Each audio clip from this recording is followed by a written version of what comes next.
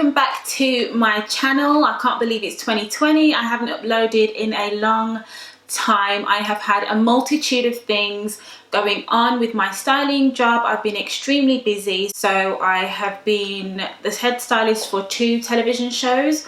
One which is going to be aired on Channel 4 soon, called Beat the Chef, and then another show called The Great British Menu, which I was actually a fashion assistant on the year before, so they invited me back to be the head stylist this series, and I was super excited. And it was great. And I also styled a short film as well, and more recently I am newly engaged. I might do a separate video on that, but for today I really wanted to focus on a new series that I'll be starting, because I really wanted to delve into what I do, and this is going to be a series about how to get into fashion styling. But for today, this video is going to be specifically focused on my journey of what I did to get into fashion styling. So for me to do this accurately, I need to go right back to the very beginning in 2014, which is when I graduated from the London College of Fashion, which was the university I attended. I actually studied fashion design and development. However, when I graduated, I found it extremely tough to find a fashion design job, which brings me to my first point. Don't be scared to reroute if one thing doesn't work out the way you want it to. It's totally fine. In 2015, after just doing like a year of working like in a retail job, I decided that, you know, Shara, you need to really kind of take control of your life and where it's going. I kind of was feeling a little bit lost at that point. I thought to myself, whatever it is that I do, I have to be able to be creative and still be able to apply the skills that I learned in fashion design to whatever it is I am doing. And I thought styling is the only thing that I love just as much as fashion design. So the very first time I ever was an assistant on a styling job was to a stylist called Sabrina Grant, who is now a television presenter, absolutely killing it all over Channel 4. Shout out to Sabrina. I actually met her when my friend and her partner at the time were hosting a barbecue, and I happened to sit next to Sabrina, and we were actually playing a game of concentration, and Sabrina mentioned that she was a stylist, and I said, oh, if you ever need an assistant, let me know and I'll be happy to come and assist you. And that brings me on to my first tip. Do not be afraid to network organically, no matter what environment you're in. So what I didn't realize in that moment, playing concentration, sitting with Sabrina, I was networking with her. I thought to myself, let me just shoot my shot and tell her I am an assistant. It's not bragging. Sometimes you have to put yourself out there and recognize that rejection is part of the process, and you have to be willing to go through that in order to get an opportunity, because a lot of people are scared to be told no. But then you also have to think to yourself, what if that person turns around and says yes? It was a very friendly exchange, and I didn't hear anything for about 3 months. She called me out of the blue and she said, hi Shara, I thought about what you said, and I've actually got a styling job coming up. I'll be styling the Lethal Bee performance for the Mobos. Are you interested in being my assistant for 2 days? And I was like, yes. I didn't even think about it. I think I had work on that same day. I didn't even check. I just kind of said yes, and I was going to figure out the rest later. I've always been a big believer in, if an opportunity comes your way that you absolutely want to do and it is in line with the journey and the path you are trying to go down, you should take the opportunity and you should figure out the rest later. I assisted Sabrina for those 2 days and I learned so much. I was super excited just to be in the room with all of these people, and I think we ended up styling, I think maybe like 10 dancers or something. And then after that I realized that this was something that I really wanted to get into, and then I continued working at my retail job for a little bit, and then I thought, Shara, you really need to kick things up a notch. You need to get back to London and you need to go where the opportunities are. And again, sometimes you can be doing all of the right things, but if you are not in the right place to do them, it will just kind of be falling on deaf ears. So I thought, I really would like to assist Craig David stylist. I think I emailed her about 5 times, and I couldn't get through. And it was only when I actually went to an event called Pepper Your Talk. I was actually part of this forum called the Junior Network at the time, which is run by a fabulous young woman called Dior Bediako. She was doing a stylist panel at the time, and on there was a woman called Alexis Knox, and she is Craig David's stylist. And I thought, right, I need to be at this event because I'm going to ask this woman how I can assist her. So I was actually in Birmingham at the time because that's where I'm from, and I asked 2 of the girls to cover my shift so I could get the train and get to London, and that's what I did. Got to London, went to the event, was actually sitting at the back, and then it came to the Q&A section, and I put my hand up and I stood up and I said, "Hi, I'm Shara. I'd really like to work with you. How do I become your assistant?" And she was very specific with me. She said, "Write me an email, no more than 10 lines long, be very frank and precise about what you want to do, what you would like to learn, and the length of time you would like to stay with me for." And that brings me on to my second point. Pay close attention to the instructions that you have been given. I took myself to where the opportunity was and where that person that I wanted to work with was going to be, and I made sure that I took advantage of the opportunity of her being there in order to talk to her.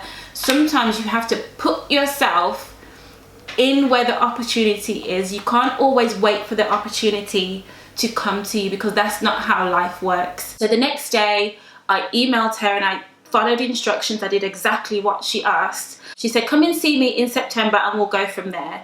So I think for the next 2 months I picked up more hours at work, and I made sure I had a pot of savings for about 3 or 4 months. And then I packed up and I moved in with my family in London. I went for an interview with the stylist and I had a trial day with her. She could see straight away how committed I was to learning and just absorbing as much knowledge as possible. I would always go prepared with my notebook and my pen. I would make sure that I would arrive on time. I stayed with this stylist for about 6 months, and alongside while doing that I was also designing for a startup children's couture line. A lady had reached out to me and said that she had seen my work on my university website. She was really impressed and she wanted me to design a collection for her, and I thought, great, now I'm going to have an income. I can still support myself while I'm doing assistant styling as well. And doing those 2 things at the same time, it was very challenging, but I'm glad I did it. So how I would do my day is I would meet with the stylist for about 9 o'clock. And if it was coming up to a very close photo shoot or a music video or a tour, we would spend a long time sourcing all of these outfits.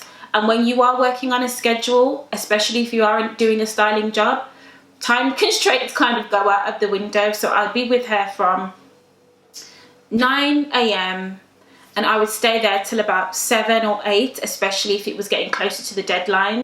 And then I would leave there and I would go back to North London where my family was, and I would get home maybe about 9 o'clock, and by the time I'd had some food and stuff and sat down, it would maybe be about 10, half 10, and I would do my designs, and I would work on the designs from about 10 till 2 o'clock in the morning, and then get up at 6:30 and do this all over again. I did this for about 6 months, and in no way am I telling anyone to not rest properly or take on too much, but for me, it was the only way I could stay in London, and I knew that if I wanted to do this, I would have to just kind of suck it up for a while and get on with it. And all of that kind of came to an abrupt end, and I had to leave and go back to Birmingham very suddenly. I might do a separate video on that, but for now, just paraphrasing, I had to leave, and then I came back to Birmingham, just kind of trying to figure out how I was going to be able to afford to do this again. In 2017, I got a call from Sabrina, who asked me to come and assist on a show called Letterbox, and that was on BBC Two, and that was being behind the scenes, just observing, getting contestants ready. And this was a really great opportunity because this was television styling. With the other stylist, Alexis, I learned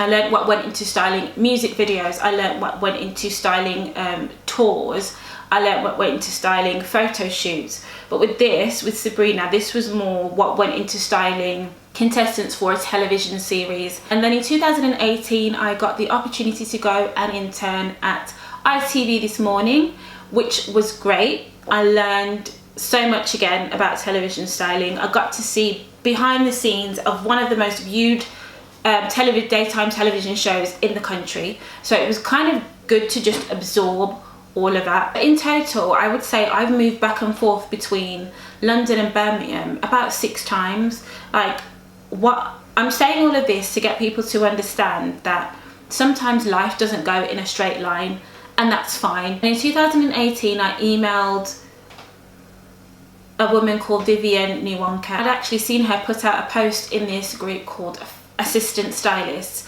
where she was looking for a new assistant. And I think that's where I really learned how to really take responsibility and not be scared of my abilities and really trust my instincts. She would literally throw me in the deep end and just be like, okay, you said you can do this, now you do it. And I'm one of those people who didn't have a lot of contacts in the fashion industry. I didn't know someone who knew someone. I had to build everything from scratch. So when I'm saying I'm giving you advice, I'm giving advice from the perspective of someone who didn't have any fashion contacts. I live in Birmingham, I still live in Birmingham, and somehow I still managed to get it done. I feel like where there is a will, there is a way.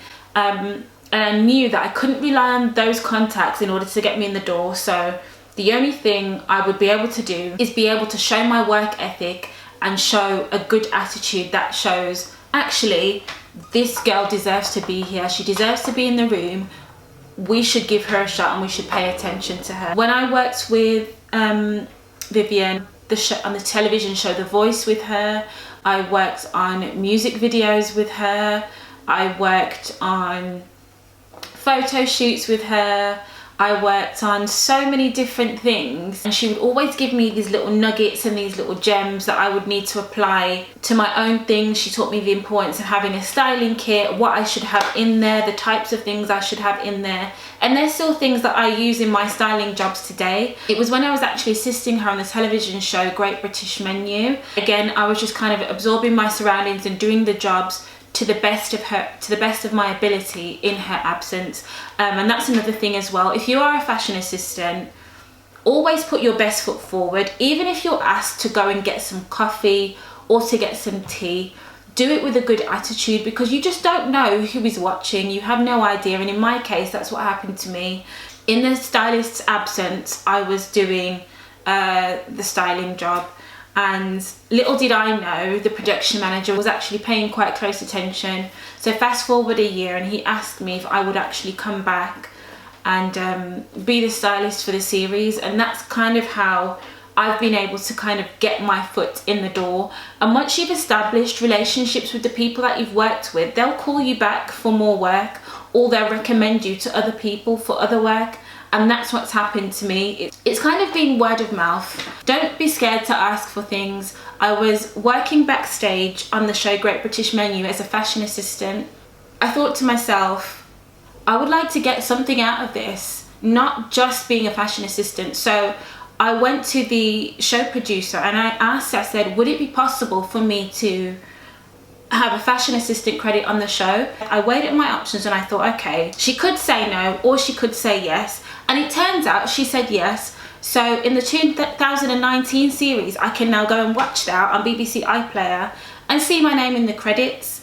And I say all of that to say, if I'd have just kind of shrunk back into my shell, which is very easy to do as a fashion assistant, and I totally understand that, but just being that little bit bold and taking that extra step means that I now have a TV credit, which some people work years in order to get. And I was so happy and so grateful that I trusted myself. And it was actually my younger sister Talisha who said to me, Shara, you should ask for this. And I thought, you know what, you're right. And lastly, I think it's important to have people around you who are extremely supportive. If you don't have that in, you know, your family members or your friends, You need to go out to the events where those supportive people who are in your industry are, so you can talk to people who understand what it is you are trying to do. It's just transformed into some amazing opportunities. So I wouldn't say I had the smoothest start.